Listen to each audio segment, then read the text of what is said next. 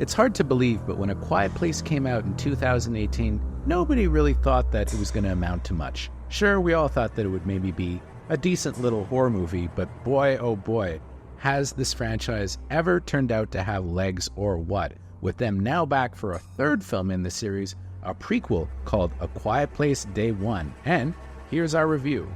So in this one, a woman named Sam, played by Lupita Nyong'o, finds herself trapped in New York City at the start of the alien invasion depicted in the first two films. Now, a quick word of warning before I get into my review.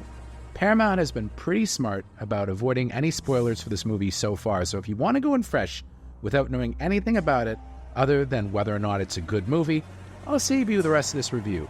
I enjoyed it. It's not quite as good as the first two movies, but it's a solid prequel that shares the same DNA as the other films and delivers a surprisingly affecting human story amid all the carnage. Now, you still with me? Okay. Without getting too much into spoiler territory, Michael Sarnowski's prequel to the John Krasinski movies has a more dramatic bent than the other two films. Anyone who thought this would be the aliens to A Quiet Place 1 and 2's Alien is wrong, as this is perhaps even more performance and character driven than the other two films in the franchise.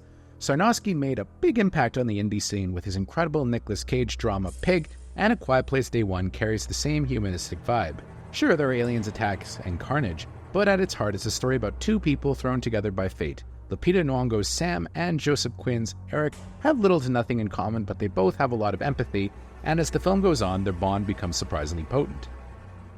The characterizations have always made the A Quiet Place movies quite good, with Krasinski, Emily Blunt, Millicent Simmons, and Noah Jupe in the first film, plus Cillian Murphy in the second film, always excellent. The view of humanity in these movies has always been on the optimistic side, save for one violent encounter in the second film, which carries over to this one.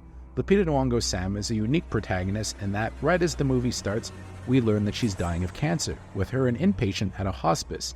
She clings to a therapy cat who must be the most well-behaved big-screen feline of all time, on her odyssey with the film being about how, even though she's going to die either way, she somewhat rediscovers her will to live as the movie goes on. The idea is that every second she gets to live is a victory.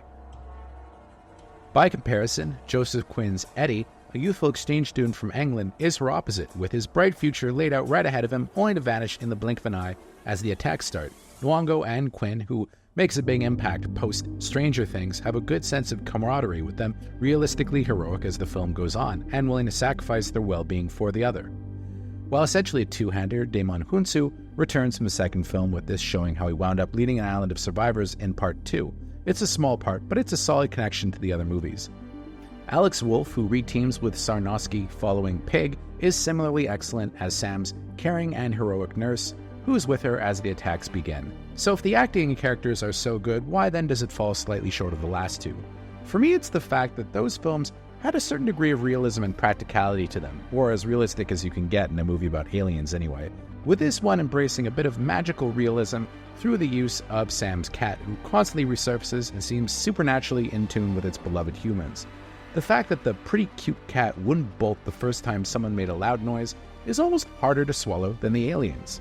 It should also be noted that the two films were chock full of suspenseful set pieces, and A Quiet Place Day One kinda needs something similar but doesn't have it. There are no huge standout suspense sequences that are going to become fan favorites. However, the New York setting is quite effective, and the film is thoroughly compelling from start to finish, even if it lacks a little of the extra kick-ass Krasinski doled out in the other movies from time to time. It has to be said, though, that A Quiet Place has turned out to be a franchise with better legs than any of us thought, thanks to the smart people behind it and the top-notch talent on screen.